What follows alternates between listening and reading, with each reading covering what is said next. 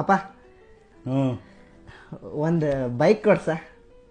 ಮೊನ್ನೆ ರಮೇಶ್ನ ಮಗನೋ ಬೈಕ್ ತಗೊಂಡಿದ, ತಗೊಂಡ್ರೆ ಮಾರನೇ ದಿವಸನ ಬೈಕ್ ನಾವು ಕೆಳಗೆ ಅಭ್ಯಾಸ ಮಾಡಾಗ ಬೈಕ್ ಬೇಡ, ಹಳೆ ಮೊಬೈಲ್ ಹಾಳಾಗದೆ, ಒಂದು ಮೊಬೈಲರು ಕೊಡ್ಸ. ಮೊಬೈಲ್ ನೋಡಿ ಆ ಪಾಂಡು ಮಗನ ಕಣ್ಣು ಬೇಳೆನೇ ಹೇಳಕ್ಕೆ ಬಂದಿತ್ತಂತೆ. ಮೊನ್ನೆ ಮಣಿಪುರ ತಗೊಂಡ್ರೆ ಸರಿ ಮಾಡ್ಕೊ ಬಂದಾರೆ.